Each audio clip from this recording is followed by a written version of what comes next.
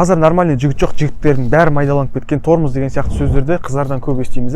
Сен қалай ойлайсың? Комментарийға жаза кет, және видеоны соңына дейін қарайтын болсаң, қалай құтырған қыздарды орнына қоюды айтатын боламын.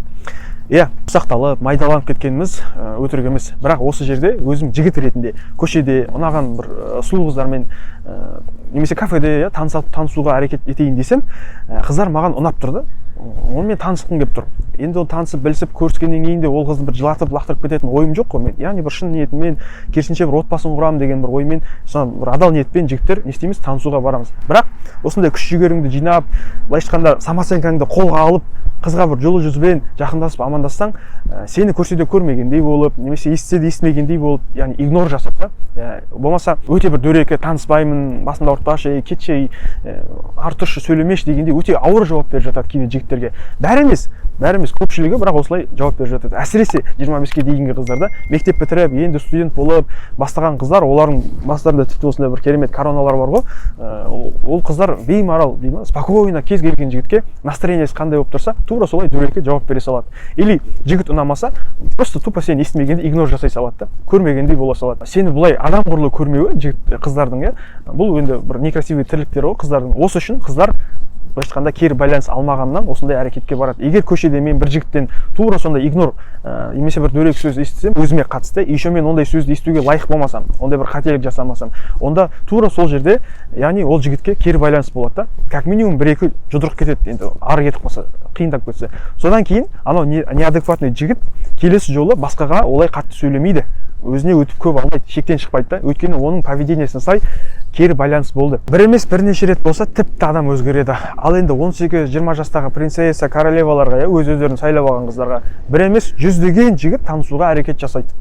Әрекет жасап көреді. Мысалға бір жылдың ішінде, осы бір жыл бойына ол өзіне осындай бір грубый қарым-қатынасты, жігіттерге қатысты грубый қарым-қатынасты рұқсат етіп, қаласа сөйлесіп, қаламаса сөйлеспей, қыстырмай да, көрмей қалғанда игнор жасап, жоқ дедім ба, жоқ деп дауыс көтеріп, осындай бір шелек болып, ешқандай жігіттерден кері байланыс алмаса, яғни құлақ шекеден удар алмаса, қыздар не істейді? Даа-таба өздеріне осындай бір планка қойып қояды да, ешқандай маған қауіп жоқ деп өзіне сеніп алғанда, любой жігітке мен көшеде болсын, кафеде болсын, бетін қайтарып тастай аламын. И ол үшін маған жігіт те басқа да еш нәрсе жасай алмайды. Ал егер жасап көрсін, яғни мен оны соттап жіберемін, немесе жазып жіберемін деп. Осындай ойда да қыздың бәрі. Дұрыс, егер жігіт шекарадан асып, өзіне артық нәрсені рұқсат етіп, қыздың намысына тиіп, оның бір абыройын төгіп жататын болса, яғни бір осындай артық әрекет жасаса, онда сенікі дұрыс емес, жігіттікі. Бірақ бар күш жігерін қолға алып, әрең дегенді жиналып, саған шын көңілімен келген жігітке дөрекі, менсінбей, адам құрлы көрмей, осындай бір, как минимум сен адам ретінде төмен екенін білдіріп жатады. Қыздың адам ретінде осындай жігітке қарым-қатынасын көрсетіп жатады. Не сонда енді қыздар айтуы мүмкін, не сонда әр жігітке күліп тұрам ба деп, әр жігітті ыржиып соған сөйлесіп тұрам ба деген сияқты сөздер айтуы мүмкін. Расслабься. Күнде саған толпырлап жігіттер жақындап жатқан жоқ қой. Ал бір келген жігітке ең болмағанда қыз қылығымен демекші, қыз қылығымен әдемі ғой. Ең болмаса сыпайы түрде сәлеміне жауап беріп, жоқ бауырым, кешір, мен таныса алмаймын, менің жігітім бар, анау мынау бар деген сияқты адам сияқты сен оны түсіндірсең, жігітке жеткізе алсаң, ал сен жеткізе аласың, сен қызсың ғой. Сен жеткізе аласың ойыңды. Тәрбиелі, сыпайы болып сен әдемі жеткізе аласың.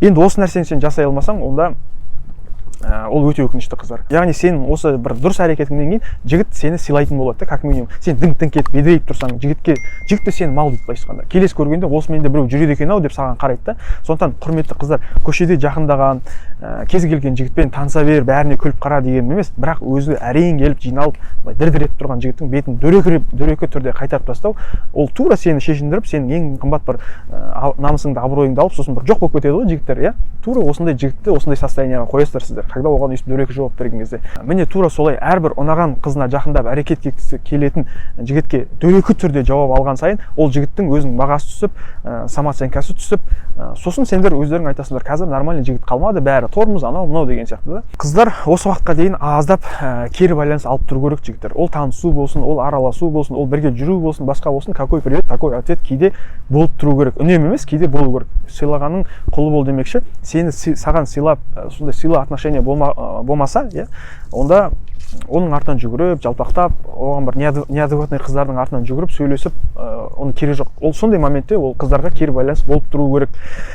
қызды яғни орнына қою керек та. Әйтпесе олар есіргені соншалық қазір қыздар көп бара жатыр, әсіресе жастары. Бірақ ол есірген қыздардың да жастары 25-тен асып 30-ға тақалып артына қараса, бывшийлар болмаса, олардың тұрақты отношениясы жоқ, тұрмысқа ешкім шақырып жатқан жоқ, бала жоқ, жігіт жоқ, жас деген келіп қалған, кезіндегі намыскен көкіректері уже сазарып, бұрын жаңа шықсам тек қана байдың жігітіне шығамын деген аппетиттері әйтеуір жұмыс істесе болды, әйтеуір жұмыс істеген жігіт болса болды деп саусақтарын сорып қалады, или болмаса басқа нәрсені сорып қалады да. Бірақ қалай болғанда да ондай жас кезінде жігіт таңдап менсінбей құтырған қыздардың өмір құтырған қыздарды өмірдің өзі-ақ былайша айтқанда мысық қылады ғой, бейшара қылады да. Күндіз сен ол қыздарды байқамауы мүмкін ондай нәрсені, бірақ түнде ол қыздарды мен точно білемін, ұйықтай алмай, депрессияға түсіп, жылап, сондай бір ыңғайсыз күйде жатады да. Сондықтан жігіттер ондай неадекватный қыздардың артынан жүгіріп, шашылып, сол қыздармен бірге қуып, артық бір шығынға түсіп кетпеңдер. Ол қыздарға да кері байланыс беріп, жоқ деп отказ беріп үйреніңдер. Иә, қыздар бізге емес, біз қыздарға жоқ деп үйренуіміз керек. Яғни сен танысуға келген кезде қызбен саған дөрекі сөйлейтін қыздарға тура солай дөрекі жауап беруің керексің. Кетші, сөйлемеші, басымды қатырмашы, тоқташы, ауыртпашы деген осындай бір дөрекі жауаптарға қарындас, или сен қазір маған нормальный жауап бересің, мен саған повод берген жоқ, маған дейді грубить етіп, өзіңнің мінезіңді көрсететінде, или бір күні сен осылай поведениең үшін қатты таяқ жейсің. Вот именно осылай жестко, уверенно қыздың көзіне қарап тұрып айтатын болсаңдар, сенен ба, ойбай, кетші деген сияқты қыздардың сөз шығуы мүмкін. Атак ол ойлап қалуы мүмкін да, қыз қорықпады деп. Атак ол қыз өте қатты қорықты негізі жігіттен.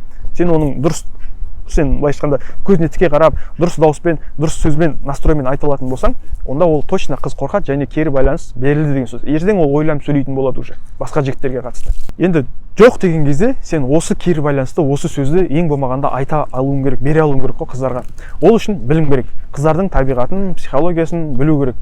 Қыздың бәрі жақсы, қыздың бәрі ашық, ақкөңіл, әппақ, тап-таза деген нәрсе жоқ. Тура сол сияқты жігіттердің бәрі де дұрыс, ақкөңіл деген де нәрсе жоқ.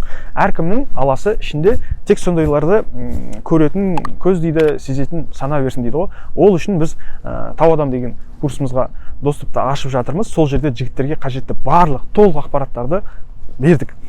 Сен тек қана алда, қолдан және өзіңнің үлкен тауыңа жолыңды салып баста.